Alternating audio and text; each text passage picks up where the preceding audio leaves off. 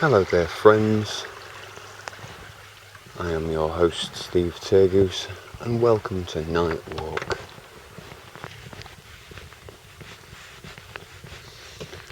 This is a video, it's dark. There's something about walking in the dark. There's something about walking and talking. And over the last few months, I found it difficult to find the time and the inspiration in the daylight. I've given a lot of my time to individuals over the last months. Given my attention to personal matters, private matters.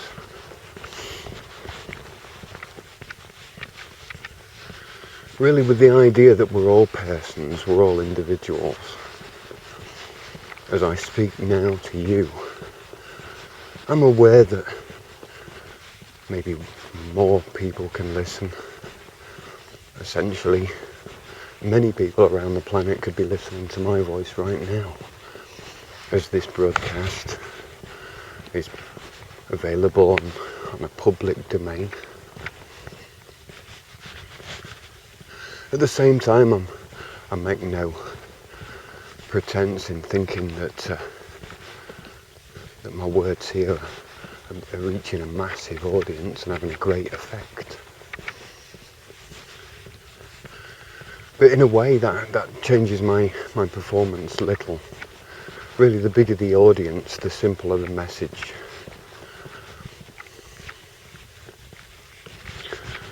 But here I've got time, you've got time, and I think the ability to listen and not have to look at a screen is another advantage. So you know, on this radio show you can work with your hands and continue, keep your visual attention on the outside world. And this is a format I'd like to get into. I wanted to talk on this episode a little bit about me and myself, and what I'm hoping and planning to do with people around me. I kind of see my life in 3 dimensions: personal, private and public. Personal is my own person. That probably includes my family and loved ones. There's private, which involves the connections I have with work and mainly work. People I work with, people I make private contracts with, people I talk to about particular things we want to do. And public is where then the audience, the world, society at large dwells, exists. I think it's important to look at all those 3 areas all the time, to look at yourself, your friends and family, and the rest of society.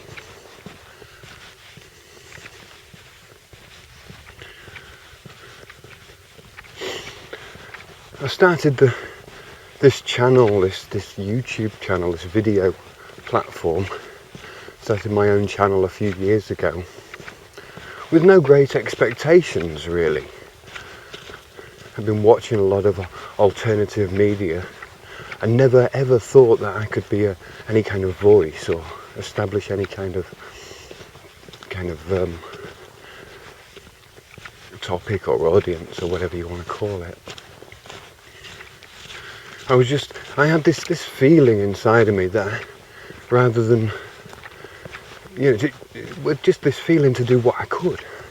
Even if it was just to push out a little video with a little piece of information that I thought maybe others would miss in, or draw a little more attention to it.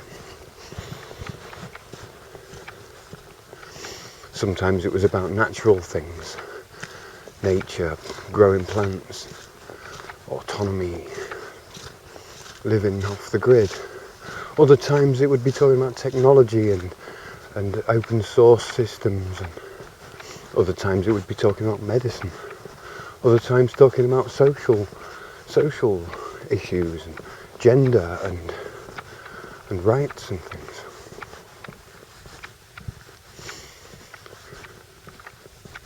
And then I started the mystery show. At first I was walking around in the woods talking to a camera, and not editing those videos, just starting, speaking, turning the camera off, uploading the video. And I became quite bold in my speaking. Became quite comfortable to say the things from my heart, knowing that the audience, the audience, are individuals. You don't listen collectively, you listen as individuals. You don't share an ear.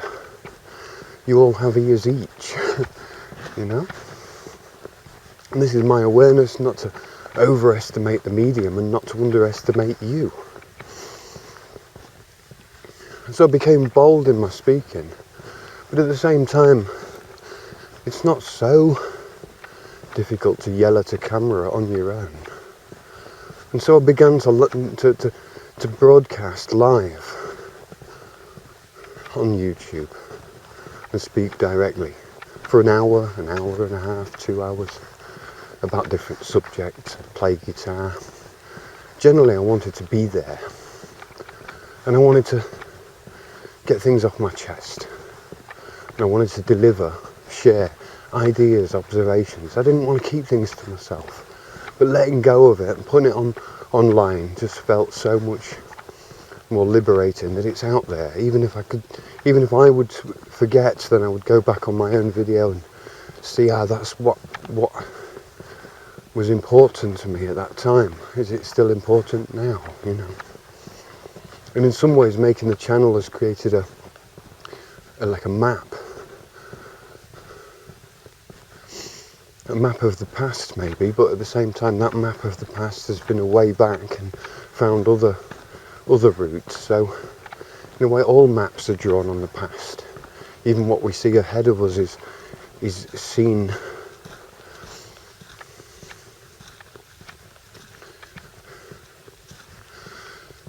So I started the broadcast, but I was still broadcasting on my own, which was, in a way, as many may know, it's not easy to talk for an hour and a half alone on a topic.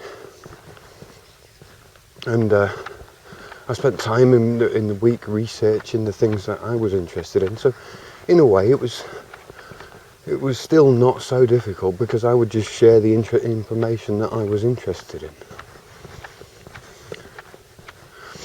But the time I spent researching, the hours and the hours I spent researching, goes into value, compressed and put out onto the internet as information. I deliver that information through a video, and in such a compressed way as possible. So maybe I'm compressing 20 hours of my own research into 20 minutes online.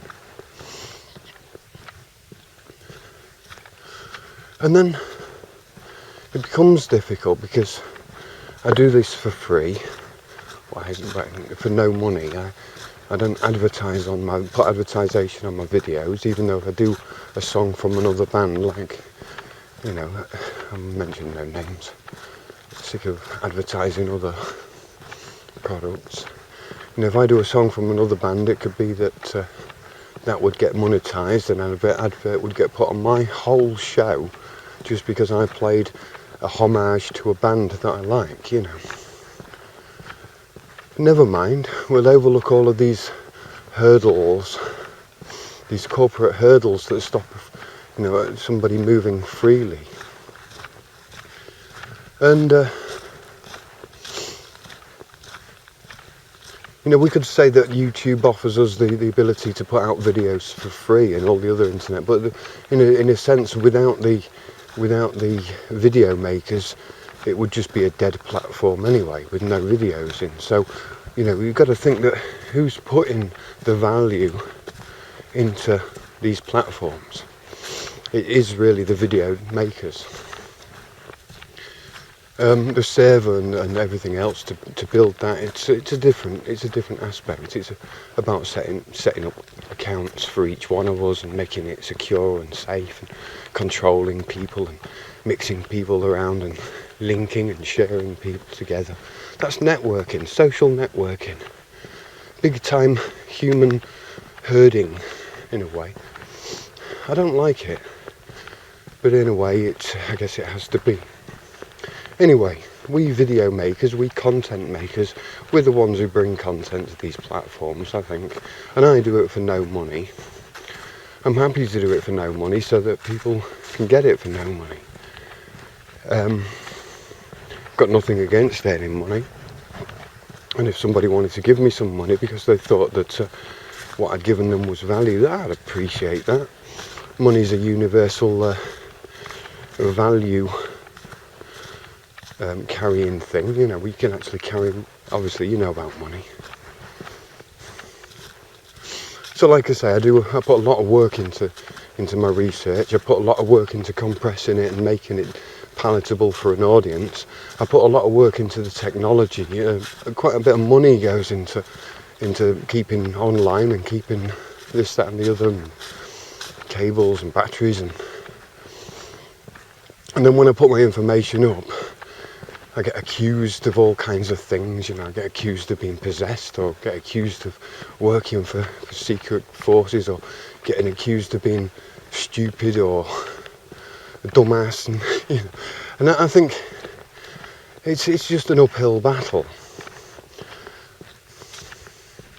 I think to myself, why should I put myself through all of this, you know, for free?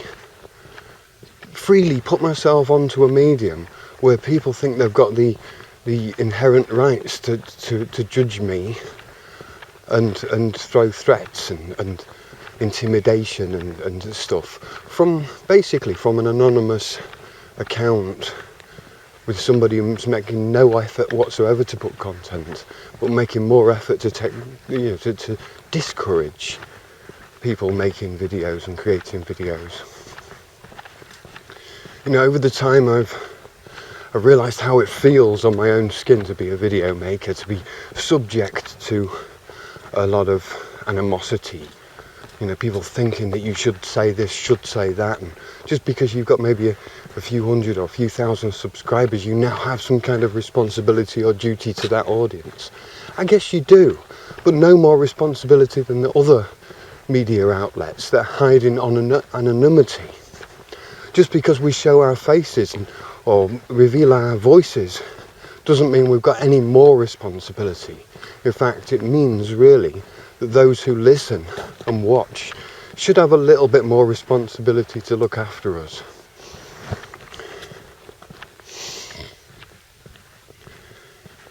If you know what I mean. You know, we're trying to put the truth out, and if we use our real faces, we get called all kinds of names and attacked personally. But it's personal that we want. It's the truth of the person that we want. We don't want to be just a mindless collective of people all shouting a democracy.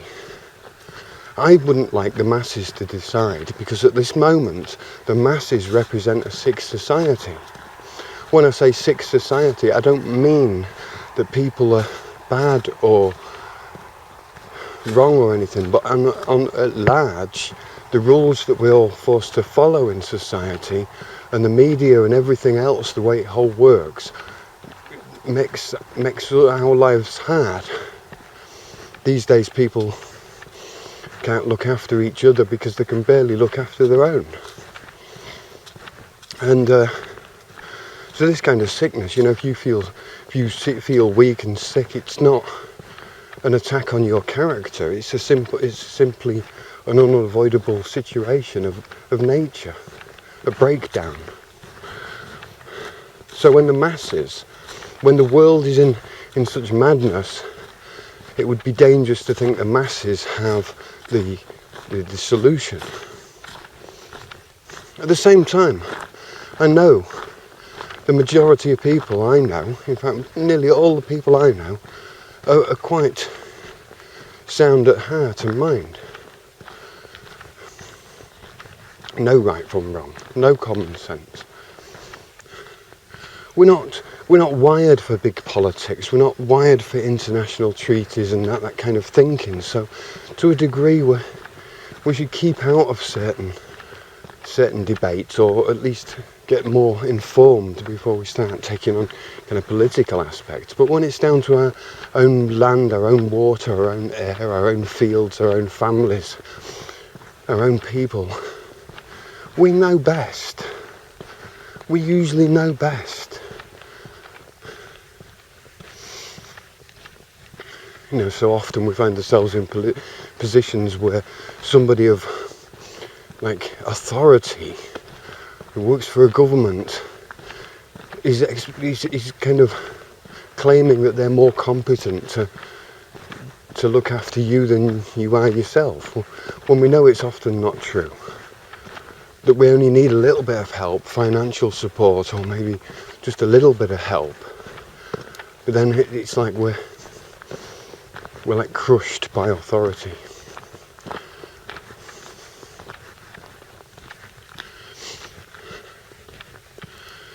So we live in this world, and I try and bring out, try and look at where the media is, what news is being presented, what's affecting people's minds and hearts, what's affecting the economies and the politics, and listening to what the underground media say, and looking deep into myself, asking, does this really sound true, or does this really sound correct, or does this really sound like proof or evidence of corruption or evil, or should I go deeper? I found it very easy at the beginning to switch on channels like David Icke and Alex Jones and see them talk about crazy secrets that would mean that there's secret clubs manipulating the world. I mean, this is no surprise anyway, really. Most corporations have got trade secrets legally, and they're turning the bigger wheels of society. To little folk, we don't understand political power.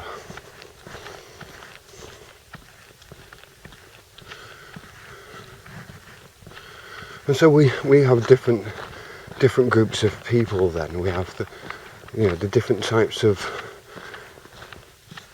groups like the truth movement, or the vegan movement, or the science movement, and these then split again and again and again into different ideas,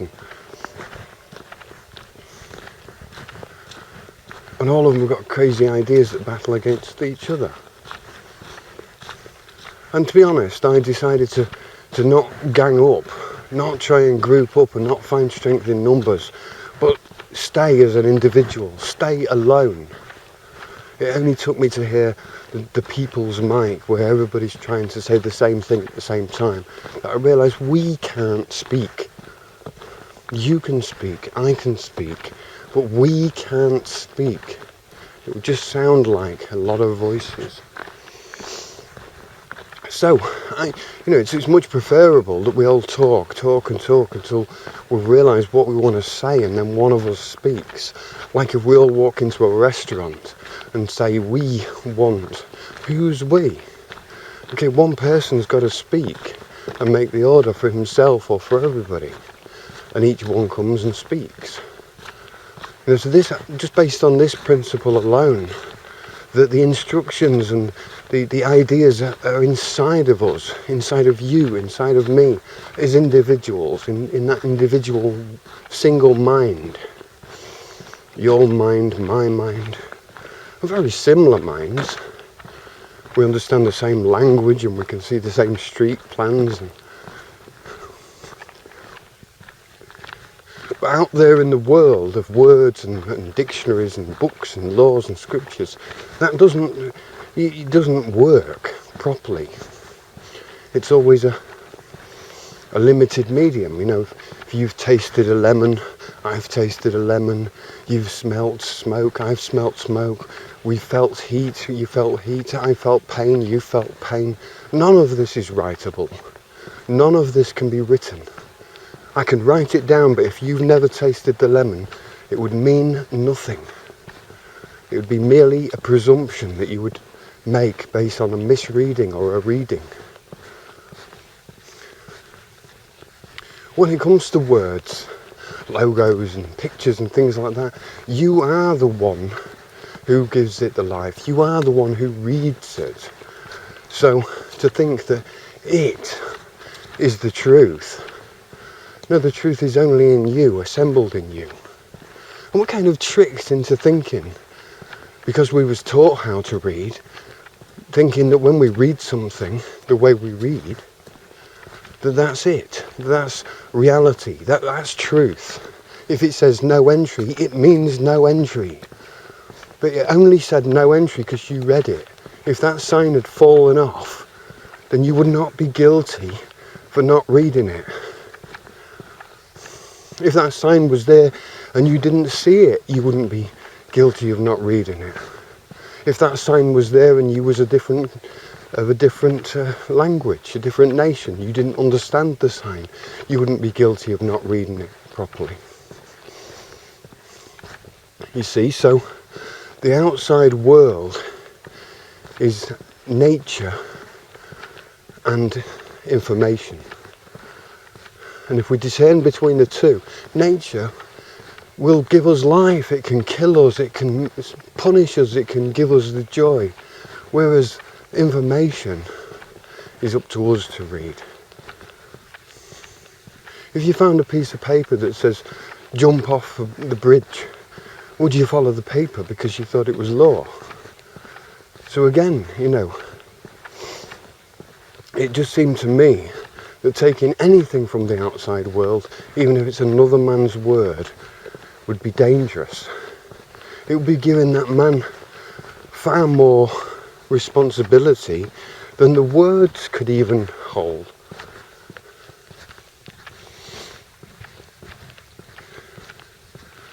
It seemed to me that the whole universe that I'm born into, the whole data universe, the whole information universe built up of language and logos and pictures and rules and scriptures and everything else, that needed to be questioned by me alone. And I needed to look out there to see if another man had the same point. And when you look at it, when you think about an author of a book, J.R.R. Tolkien, William Shakespeare, Lewis Carroll, all of these different authors, J.K. Rowling, I don't know, Ayn Rand, all these different writers, they've authored the books that they wrote as individuals. Maybe taken inspiration from other people's works, maybe even taken quotes, but generally books have to be, by law,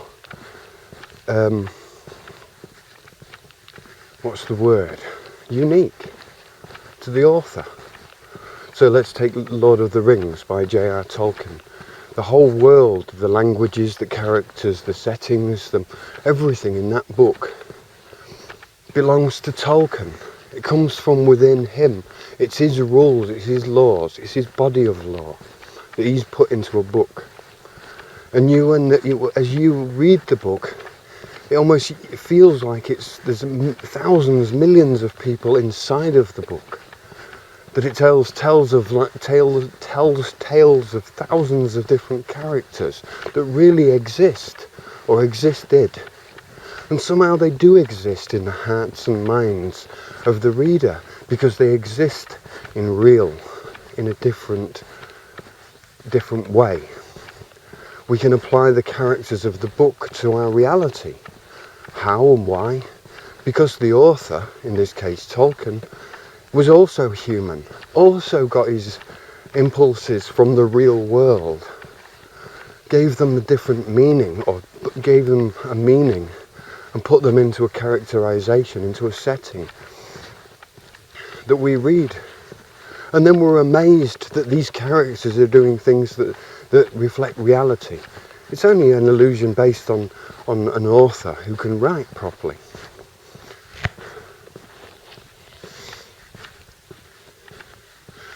So to understand this authorship and to understand the readership, the reader, the writer, write and read, there's a definite difference between the two. And if you read something, it's sometimes good to imagine that you was writing it.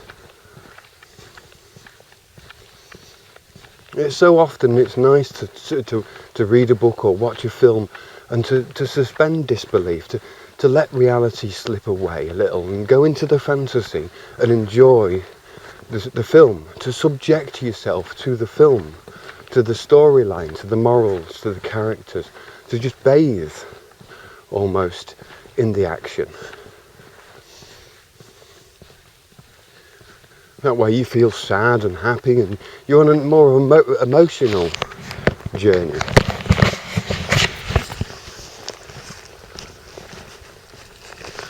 I think we humans like the emotional journeys, and so often the intellectual side can be smuggled in while the emotional journey's on. We can be listening to a piece of music or watching an action movie, and the action and the music and everything else is making us excited, while the information that's being portrayed is having a different effect, because now we're angry or now we're happy. We see the way that products are placement product, advertisation, like secretly put into films, in certain places where the film is on a high point and everyone's happy. You'll see a particular cola brand. You would never see that same brand in a scene where someone was getting killed. Nothing's left to chance in a film, so every accident, every little thing is usually intentional from the directors and script writers. I began to see law in the same way. Why can't legislators be as clever as directors and movie makers? Why can't the lawmaker write the law like a film script? Because at the end of the day, when no one reads legislation, no one reads sets of paragraphs and articles of acts and statutes of law, people want to be moved by stories and tales. People want to hear conflicts and disasters and things that go wrong. People want to hear the things that are different. People don't want to hear everything that's right. What's right can't really be prescribed to us, because each time we'd have to amend what's right. It's much easier just to have an archive, a collection of everything that's wrong. Cautionary tales and lessons of what not to do. And the law works a lot like this, it creates limits for us. It doesn't tell us what's right, it tells us a lot of the time what's wrong. Don't do this, don't do that. That's illegal, that's wrong, that's a crime.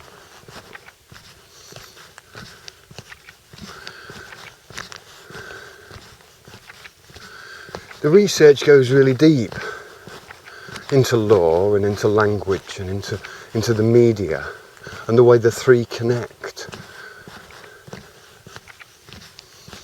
And it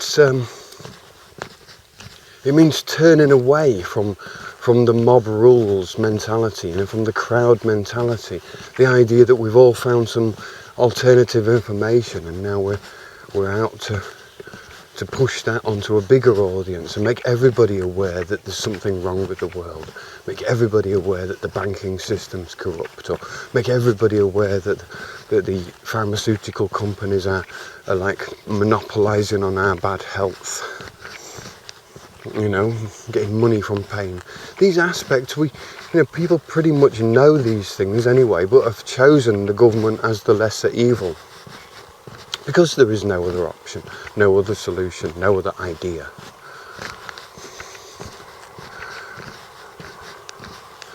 And so we see these ideas from these celebrity voices and we jump in on the ideas, and the powers that be are corrupt, and the powers that be want to kill the masses, and stamp out the poor, and it would seem that way. It would seem that way. That is generally the nature of power and greed anyway. If someone's got some more than others, they'll tend to hoard. They'll tend to keep it to themselves out of security and preservation for their lives.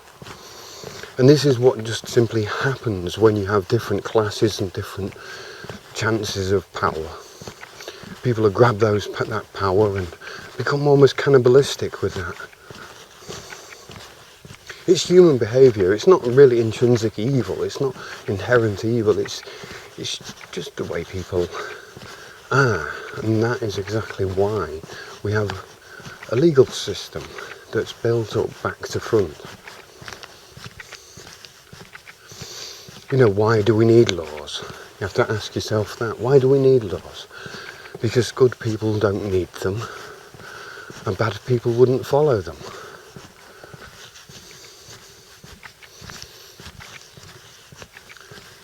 So like I say, you know, while everybody, a lot of people are crowding up with the ideas and joining on in groups to try and spread awareness and increase the truth movement, there just became a realisation to me that I needed to just look elsewhere.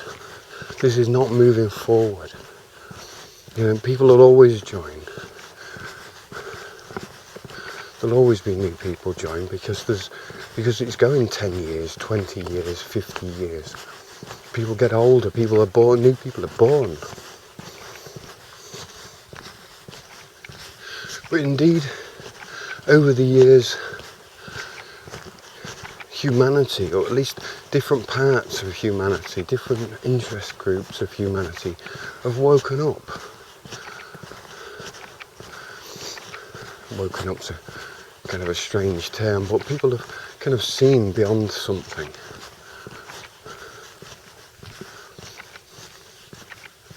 And yet, there's still nobody can agree with the old theories, with the old conspiracy theories about power structures and Satanism.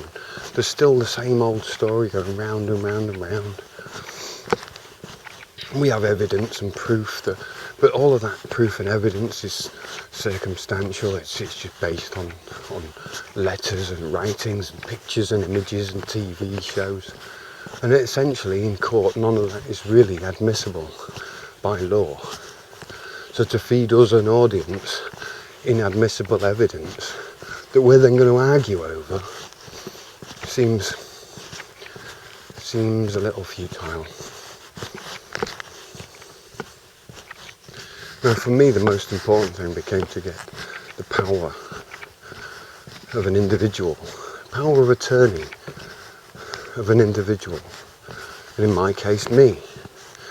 But I'd be happy to get anybody's power back, to restore anybody's confidence in themselves so that others can have confidence in them. That would be the ideal situation for me, is to find a way of restoring our power. But then first to understand what is that power. I'd say the power to make decisions the same way that any other decision maker could make power. If a politician can make a decision, then so should every other man. And it should be based on the goodness of that decision, the goodness of that idea. Maybe it's sometimes worth of people voting on an idea. But generally an idea should just be good. The masses, as said, if the masses are not educated, they'll make a decision based on a whim or an advert they've seen or a film they've seen. So democracy is a kind of a deception, because most of the people in that democracy are not lazy, it's just they've got different lives. You shouldn't really be making major political decisions based off some film they'd watched. But that's what happens.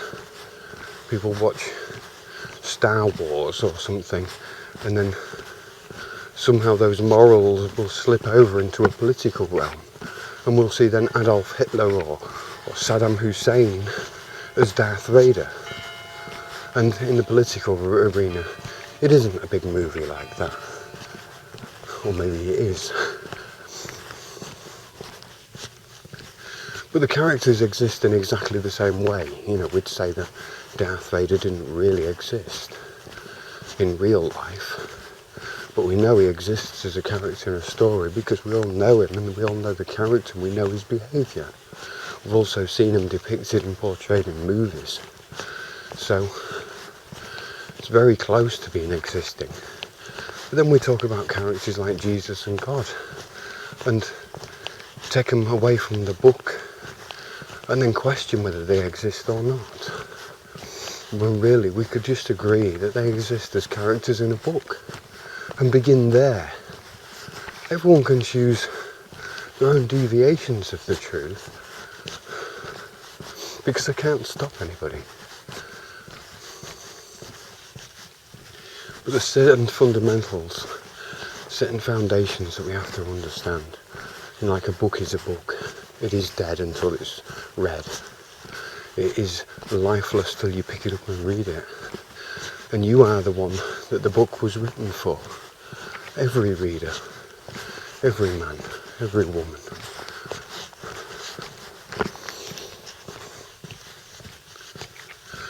These seem obvious things, obvious statements to most. I find myself saying so many obvious things, and people agree, but I think sometimes people don't understand that they miss the obvious at certain points, that they let the obvious go in the research, in the studies, in the observations while talking to others. Somehow, as soon as we apply our information as a collective, discuss it with others, trying to agree before we act, something happens. The information is limited. It's like we can't decide on a flavour because the flavour can't be written. We can't create the recipe because we don't know what the ingredients taste like. So it takes a vision, it takes a calculation based on experience and wisdom. How could this possibly be put together? And maybe it can only be, each part can only be assembled in one man's mind, in one woman's mind, in one mind.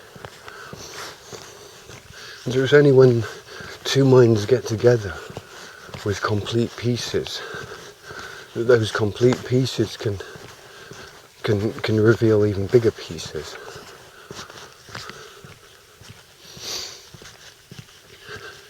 Like a man and a woman can have a child, give a life. The sum of the parts are greater than the whole. And that's where life, where everything moves forward. That's what we're looking for. That's the key to life. Not to stop destruction, but to start creation. Not to focus just on the problems, but to see the solutions. Because just to complain, one starters, it breeds malice, contempt for the world, hatred. And it creates hatred for certain groups of people and types of people and puts people in a box together as a guilty party. When everybody of us is like held hostage to a sick society. Complaining doesn't exactly gain popularity. People walk away from people who are complaining. You'll get people who gather together, but what's the point in complaining to each other? Just preaching to the choir. So there's no solutions in complaining. So it's just complaints. It's using time.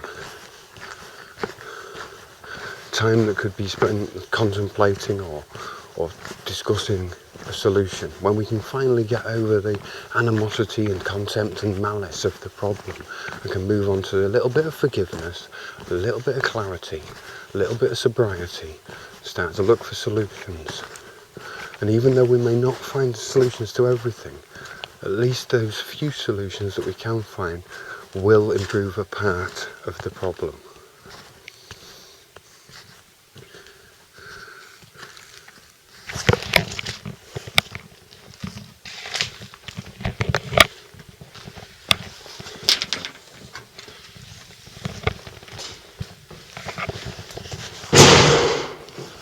And another thing,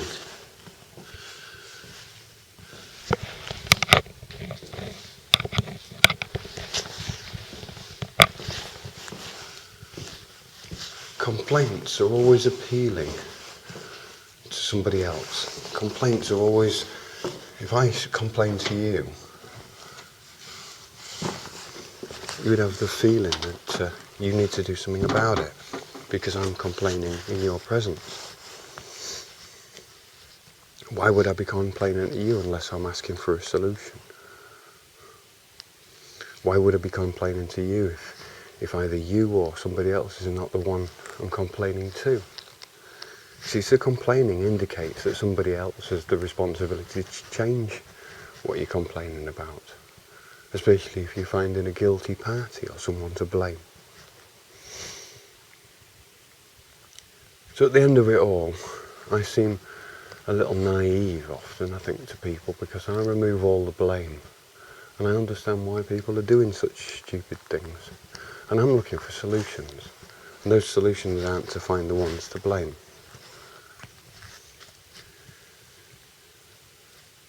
I'll leave it there because I've reached my destination, and I'll see you in the next episode of Night Walk. See you later.